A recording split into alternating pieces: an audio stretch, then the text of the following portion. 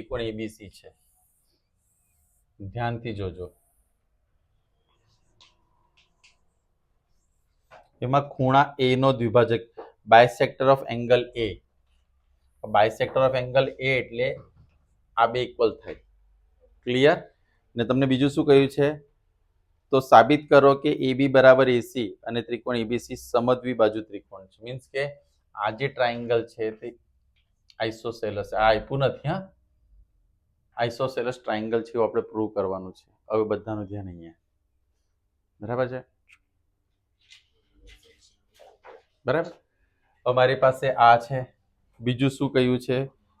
AD આ BC ને લંબ છે એટલે આ 90 ડિગ્રી એટલે કે પરપેન્ડિક્યુલર છે. રાઈટ? તો જો મારી પાસે એંગલ છે, સાઈડ છે, એંગલ છે, બા ખુ બા. એ શરત પ્રમાણે આ બે ત્રિકોણ કેવા થયા? કોન્ગ્રુઅન્ટ એટલે કે એકરૂપ. એટલે આ ને આ કેવા આવશે? સરખા આવશે. હવે આપણે દાખલા પર જઈએ કે ભાઈ સમદ્વિબાજુ એટલે કે આઇસોસેલસ પ્રૂવ કરવાનું છે. તો આપણી પાસે બે ટ્રાયેંગલ છે. આપણે પહેલા લખીએ AD પરપેન્ડિક્યુલર શું થાય છે? BC. આ BC પર આ 90 ડિગ્રી બનાવે છે. તો આપણે લઈએ ત્રિકોણ કયું છે? ADB અને ત્રિકોણ કયું? અને ત્રિકોણ કયું? ADC. એમાં આપણે શું લેવાનું છે? સૌથી પહેલા લઈ લઈએ BAD. શું લઈશું? BAD બરાબર CAD. BAD બરાબર CAD. અહીંયા શું લખીશ? ADA ખૂણા A નો શું છે?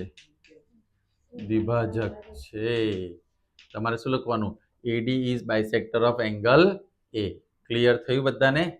હવે ખૂણો પછી આ લઈએ AD બરાબર AD. કઈ બાજુ? સામાન્ય બાજુ એટલે શું થશે? કોમન. Common sides. બીજું ADB ઇઝ ઇક્વલ ટુ કેટલા ડિગ્રી? ક્લિયર? હવે ટ્રાયેંગલ ADB કોન્ગ્રુઅન્ટ ટ્રાયેંગલ શું આવશે? ADC. કન્ડિશન કઈ આવશે? ખૂ બાખુ. ખૂ બાખુ. ખૂણો બાજુ ખૂણો એંગલ સાઈડ. ક્લિયર થયું એકદમ? હવે મારી પાસે CPCT માં શું આવશે? AB equal to AC CPCT. બરાબર છે? તો આના પરથી શું સાબિત થયું કે જે ત્રિકોણ હોય, જે ટ્રાયેંગલ એની ટુ સાઇડ્સ ઇક્વલ હોય તો એ આઇસોસેલસ એટલે કે સમદ્વિબાજુ ત્રિકોણ થશે. અને આ સ્ટેટમેન્ટ તમારે લખવાનું. ક્લિયર થયું બધાને? આગળ વધુ ચોક્કસ. ચાલો ઉદાહરણ 5 જોઈએ. આમાં કોઈને કોઈ પૂછવું નથી ને? કારણ કે તમે આ નહીં સમજશો તો બીજું હું સમજાવી નહીં શકીશ. એટલે એક ક્વેશ્ચન જોડાયેલા છે આપણા. ક્લિયર બધાને? ઉદાહરણ 5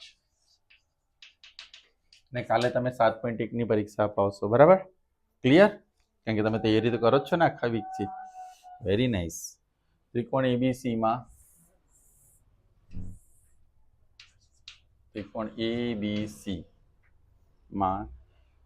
સમાન બાજુ AB અને AC. સમાન બાજુ એટલે AB અને AC સમાન છે.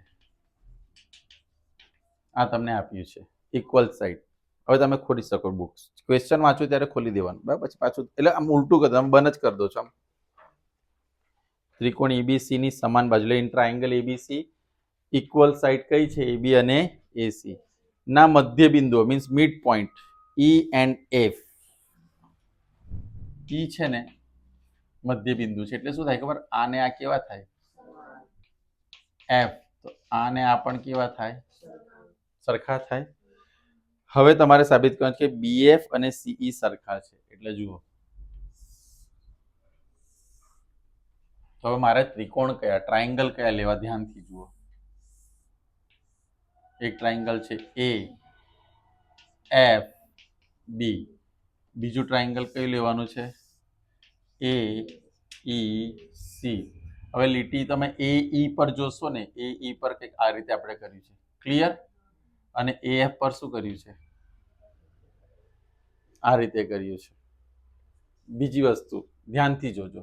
બીજી વસ્તુ તમારે અહીંયા શું સરખું છે ખબર? ખૂણો એ બંનેમાં સરખો છે. શું સરખો છે? ખૂણો એ બંનેમાં સરખો છે. તો બાકી બીજું બધું આપણે કેવી રીતે લાવીએ?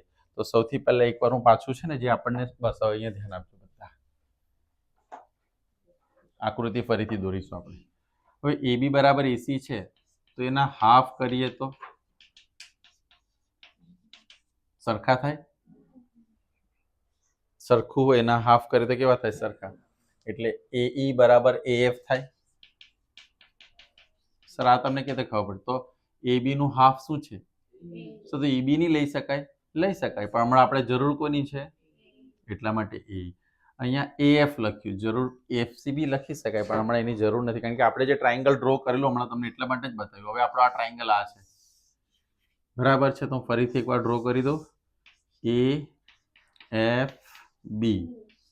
હવે AEC. આ બે ઇક્વલ છે કારણ કે બંનેનો એંગલ કોમન છે. આ બંને ઇક્વલ, આયરું આપણે સાબિત કર્યું. તો બીજી એક વસ્તુ કઈ ઇક્વલ છે? તમને સાબિત શું કરવા કીધું છે? બોલો. તો બીજી એક વસ્તુ કઈ ઇક્વલ છે? આમાં મને કોણ કહેશે? હા, AB અને AC ઇક્વલ છે આયરું. તો થઈ ગયું સાઈડ એંગલ સાઈડ. બા ખુ બા. આવી ગયું? ક્લિયર થાય છે મારી વાત? એટલે આ જે થોડીક શરૂઆતનો મસાલો તમારે બનાવવો પડશે. આ આપ્યું છે એના હાફ લીધા. હવે હું શું લખીશ? ટ્રાયંગલ કયું લઈશ? AFB અને ટ્રાયંગલ AEC. ચાલ બરાબર છે. તો હવે એમાં સરખું શું છે? પહેલા તો ખૂણો A બરાબર ખૂણો A ની લખી શકીએ BAF. CAE એટલે તમને ક્લેરિટી થાય. સામાન્ય ખૂણો હે ને? બંનેનો ખૂણો કેવો છે? એટલે આ પહેલી વાર આવ્યું આપણને કોમન એંગલ. કયો એંગલ છે? બીજું શું આવશે? AB equal to AC. એ શું છે? પક્ષ એટલે કે ગીવન આપ્યું છે. અને ત્રીજું શું આવશે? AF equal to AE. પરિણામ કયું છે? 1. રિઝલ્ટ 1. From result 1. તો આપણે ટ્રાયંગલ AFB, ટ્રાયંગલ કયું થશે? AEC. અને એના કારણે શું થયું મને કોણ જણાવશે? આ કઈ શરત આવશે? બા ખુ બા. Side angle side. અને આ બંને કેવા આવશે? કેમ સરખા આવશે? બધાનું ફેવરિટ CP. ક્લિયર થયું બધાનું? ઉદાહરણ 5. બોલો, આમાં કોઈ કઈ જાણવું છે નહીં? તો ઉદાહરણ 6 તરફ આગળ વધું. કયું ઉદાહરણ? ઉદાહરણ 6. ઉદાહરણ 6 શું કહે છે? ત્રિકોણ ABC માં AB ઇક્વલ ટુ AC. તો જુઓ, AB અને AC કેવા છે? જો એક નવી વસ્તુ આના પરથી તમને, નવી વસ્તુ તો નહીં, જૂની જ છે, પણ તમને જણાવી દઉં. પ્રમેયમાં છે AB અને AC સરખા છે તો AB નો સામેનો ખૂણો અને AC નો સામેનો ખૂણો પણ કેવા આવે? આપણે AB ની સામે C લખીએ ને, અને AC ની સામે શું લખીએ? ઇક્વલ સાઇડ્સની સામેના એંગલ્સ બી ઇક્વલ હોય. સરખી બાજુની સામેના ખૂણા પણ કેવા હોય છે? સરખા હોય છે. તો આ બે બાજુ એટલે કે આ બે સાઇડ્સ ઇક્વલ છે, તેની સામેના એંગલ્સ પણ આપણે શું લેવાના? ઇક્વલ લેવાના. અને આપણે નંબર 1 કઈ રાખીએ. ક્લિયર? આમાં કોઈને કોઈ ડાઉટ છે? બરાબર છે. હવે અંદર શું આપ્યું છે બીજું? BE અને BE ઇક્વલ ટુ CD થાય. BE જો BE ઇક્વલ ટુ શું થાય? BE ઇક્વલ ટુ CD થાય. તેવા બિંદુ D અને E BC પર લો અને AD અને AE ઇક્વલ સાબિત કરવાના છે. જો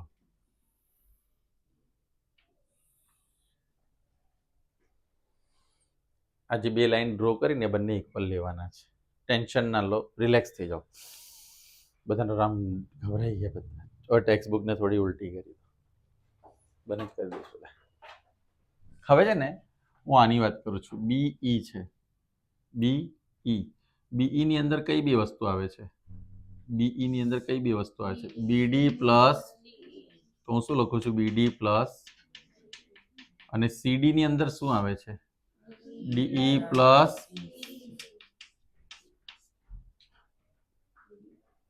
ગયું? આ ગયું કે નહીં? તો શું રહેશે? બીડી બરાબર, એટલે આ અને આ કેવા આવશે?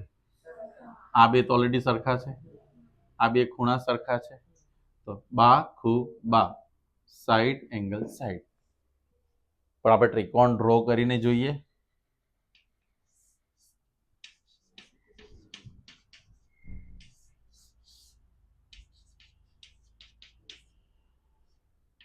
આવું છે, આવું છે, અને બીજું શું લીધું આપણે? આ ઇક્વલ કર્યું, હે ને? આપણે કયા ટ્રાયંગલ લઈશું? ટ્રાયંગલ એ બી પી અને triangle A C A B D, right? તો આની અંદર શું સરખો આવે છે? પહેલા એ બી ઇક્વલ ટુ, શા માટે એવું લખ્યું? પક્ષ એટલે કે ગીવન છે, it is given to us. પછી હું લખું છું angle B equal to angle C. બોલો કેમ? પરિણામ ફ્રોમ 1, રાઈટ? પછી હું ત્રીજું શું લખું છું? આ નંબર 2 લખી દઈએ. બીડી ઇક્વલ ટુ